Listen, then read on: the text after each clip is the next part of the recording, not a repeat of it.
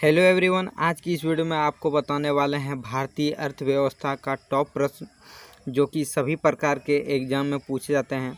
इसके साथ ही हम आपको इसका पीडीएफ भी प्रोवाइड करेंगे जो कि हमारे व्हाट्सएप ग्रुप ज्वाइन करने पर आपको पर डे मिल जाएगा। तो चलिए आज की इस वीडियो को स्टार्ट करते हैं, देखते हैं कि भारतीय अर्थव्यवस्था का कौन कौन सा प्रश्न है। तो चलिए जानते हैं। पहला प्रश्न है, भारतीय अर्थव्यवस्था कैसी है? हमारे जो भारत का अर्थव्यवस्था है वो किस प्रकार की अर्थव्यवस्था है?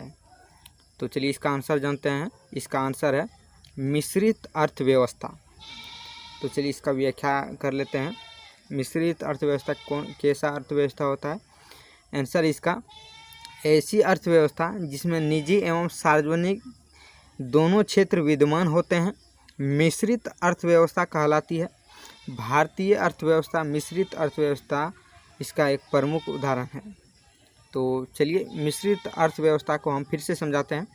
ऐसी अर्थव्यवस्था जिसमें निजी एवं सार्वजनिक दोनों क्षेत्र विद्यमान होता है और इस प्रकार की अर्थव्यवस्था को हम मिश्रित अर्थव्यवस्था कहते हैं। और भारतीय अर्थव्यवस्था जो है वो एक मिश्रित अर्थव्यवस्था का उदाहरण है। चलिए अब नेक्स्ट क्वेश्चन देख लेते हैं। दूसरा क्वेश्चन है, मिश्रित अर्थव्यवस्था से क्या अभिप्राय है? मिश्रित अर्थव्यवस्था जो है वो उससे किस प्रकार की अर्थव्यवस्था होती है? और ये क्वेश्चन जो है एसएससी 2013 और 15 में पूछा गया है, एसएससी के एग्ज़ाम में। तो चलिए जानते हैं मिश्रित अर्थव्यवस्था से क्या अभिप्राय है। आंसर इसका सरकारी एवं निजी क्षेत्र का सह-अस्तित्व। हमने पिछले ही क्वेश्चन में देखा थे कि निजी एवं सरकारी क्षेत्र का जो होता है वो सह-अस्तित्व होता है मिश्रित अर्थव्यवस्था। तो चलिए इसका व्याख्या भी कर लेते हैं हम। तो व्याख्या है, ऐसी अर्थव्यवस्था जिसमें निजी एवं सार्वजनिक दोनों क्षेत्र विद्यमान होते हैं मिश्रित अर्थव्यवस्था कहलाती है। भारतीय अर्थव्यवस्था एक मिश्रित अर्थव्यवस्था है। तो ये जो दोनों 1 और 2 क्वेश्चन है ये मतलब सेम ही प्रकार का क्वेश्चन है। आप मिश्रित अर्थव्यवस्था क्या होता है या फिर भारत की अर्थव्यवस्था किस प्रकार की अर्थव्यवस्था है, तो दोनों क्वेश्चन है जो सेम मिल गया। तो भारतीय अर्थव्यवस्था एक मिश्रित अर्थव्यवस्था है। तो चलिए अब तीसरे नंबर क्वेश्चन पे आते हैं। तीसरा नंबर क्वेश्चन है,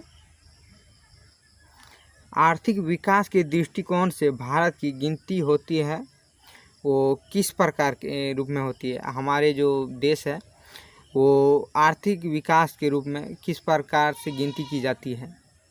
तो इसका आंसर इसका विकासशील राष्ट्र के रूप में।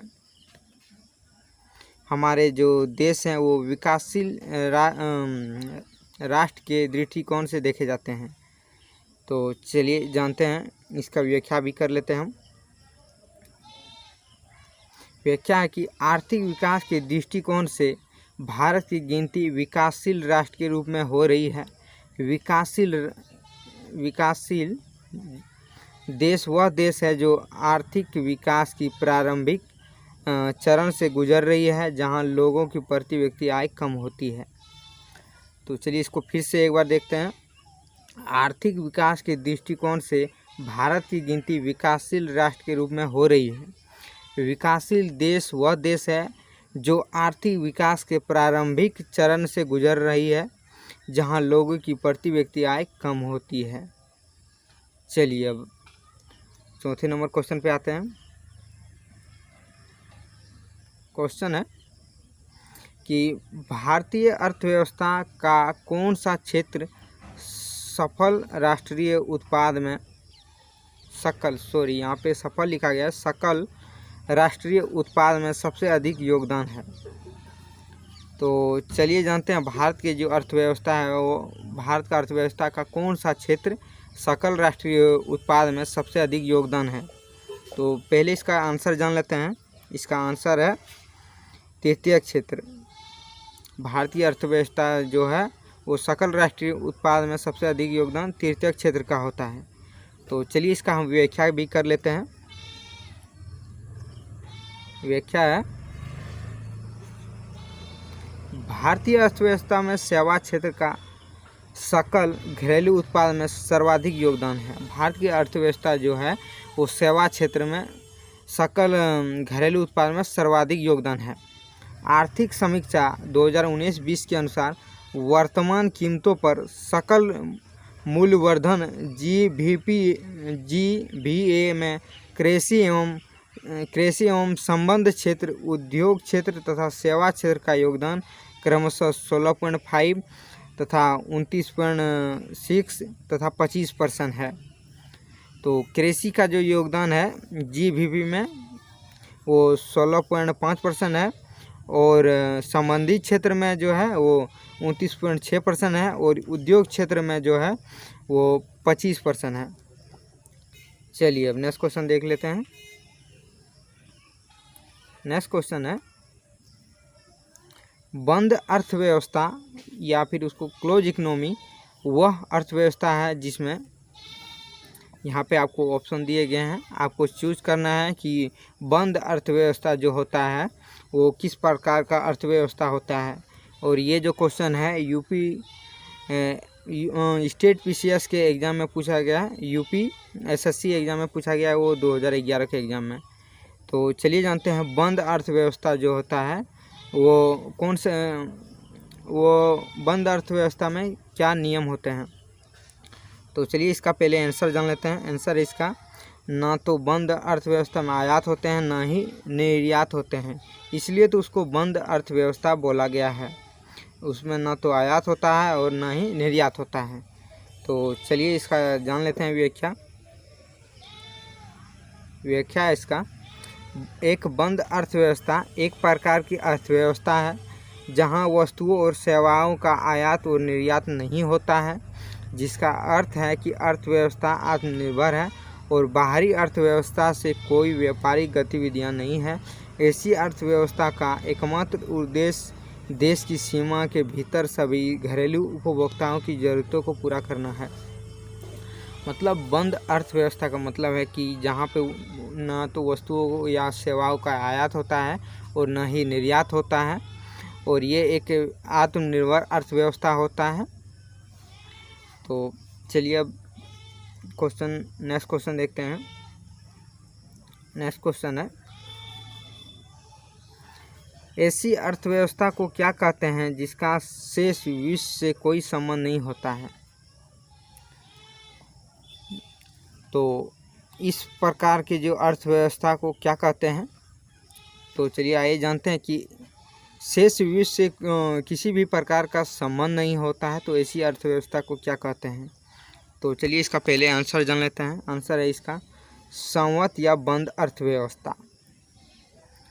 तो आपको मैंने पिछला क्वेश्चन में ही बताया कि बंद अर्थव्यवस्था में ना तो किसी भी प्रकार का आयात होता है, ना तो सेवाओं का आयात होता है, ना ही किसी वस्तुओं का आयात होता है, और ना ही इस प्रकार की अर्थव्यवस्था में किसी भी बाहर से ना तो सामान का आयात होता है ना ही सेवाओं का। ये जो होता है, जिससे इंडिया में अभी कोरोना वायरस चल रहा है, तो मान के चलिए इंडिया में पूरा क्लोज इकनॉमी है, ना तो यहाँ बाहर से कोई सामान आ रहा है और ना ही यहाँ से कोई सामान जा रहा है। तो इंडिया में जो है अभी मतलब यहाँ इंडिया में जो मैन्युफैक्चर हो रहा है, यहाँ का जो सामान है यहाँ के सिर्फ लोग यूज कर रहे हैं, और इस प्रकार के अर्थव्यवस्था में जो है किसी भी देश से कोई इकोनॉमी जुड़ा नहीं होता है। तो चलिए इसका व्याख्या भी हम कर लेते हैं। व्याख्या है, एक बंद अर्थव्यवस्था एक प्रकार की अर्थव्यवस्था है जहां वस्तुओं एवं सेवाओं का आयात निर्यात नहीं होता है, जिसका अर्थ है कि अर्थव्यवस्था आत्मनिर्भर है और बाहरी अर्थव्यवस्था के कोई व्यापारिक गतिविधि नहीं है। ऐसी अर्थव्यवस्था का एकमात्र उद्देश्य है कि देश की सीमा के भीतर सभी घरेलू उपभोक्ताओं की ज़रूरत पूरा करना है। तो चलिए अब नेक्स्ट क्वेश्चन देख लेते हैं। नेक्स्ट क्वेश्चन है, यह सत्य होगा कि भारत की परिभाषित किया जाए।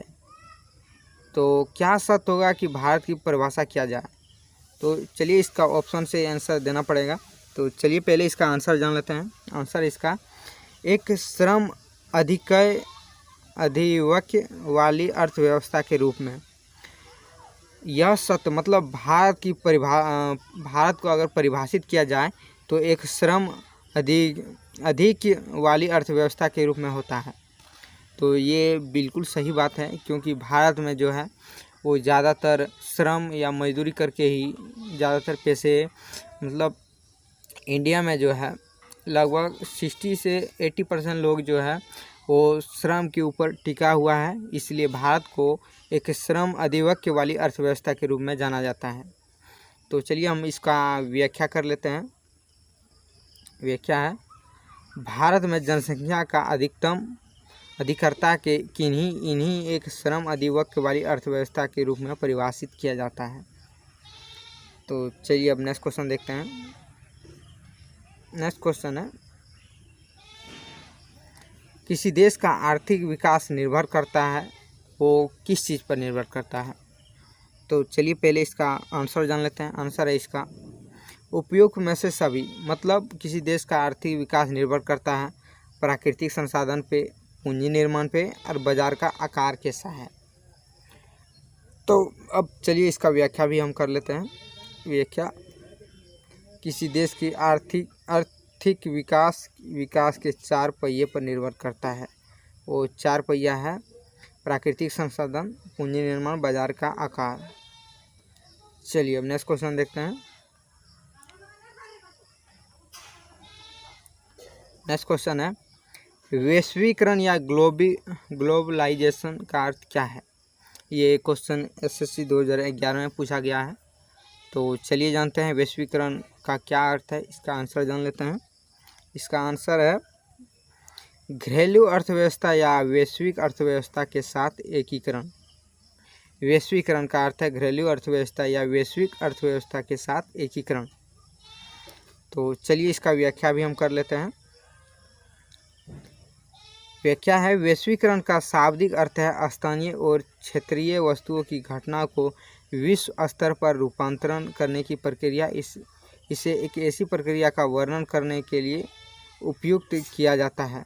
मतलब कहने का मतलब है कि हमारे जो स्थानीय और विश्व स्तर पर जो अंतर्राष्ट्रीय मार्केट होता है, उस मार्केट में अपना वस्तुओं का आदान प्रदान करना या रूपांतरण करना, इस प्रकार को अर्थव्यवस्था का वैश्वीकरण कहते हैं। चलिए अब नेक्स्ट क्वेश्चन देखते हैं।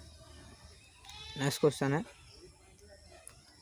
वैश्वीकरण की प्रक्रिया से क्या अभिप्राय है? ये UPPCS के एग्ज़ाम 2017 में पूछा गया है। UPPCS का एग्ज़ाम जो 2017 में हुआ उसमें पूछा गया है वैश्वीकरण की प्रक्रिया से क्या अभिप्राय है। तो पहले चलिए इसका आंसर जान लेते हैं। आंसर इसका, अंतर्राष्ट्रीय व्यापार में बाधाओं को समाप्त करना। अंतर्राष्ट्रीय व्यापार मतलब इंटरनेशनल जो मार्केट होता है, वहाँ से किसी भी प्रकार का जो है वो बाधाओं को समाप्त करना होता है, ताकि हमारे देश से किसी दूसरे देश में वस्तुओं का आसानी से भेजा जा सके। तो चलिए अब इसकी व्याख्या कर लेते हैं। इसका व्याख्या है, वैश्वीकरण का अर्थ है कि स्थानीय और क्षेत्रीय वस्तुओं की घटना को विश्व स्तर पर रूपांतर करने की प्रक्रिया। इसे एक ऐसी प्रक्रिया का वर्णन करने के लिए उपयुक्त किया जाता है जिसके द्वारा पूरे विश्व के लोग मिलकर एक समाज बनाते हैं तथा एक साथ कार्य करते हैं। तो चलिए दोस्तों, आज के लिए बस इतना ही। मिलते हैं नेक्स्ट वीडियो में। तब तक के लिए आप प्लीज़ मेरे चैनल को सब्सक्राइब कर लीजिए और वीडियो को लाइक कर लीजिए और अपने दोस्तों में भी ज़रूर शेयर कीजिए।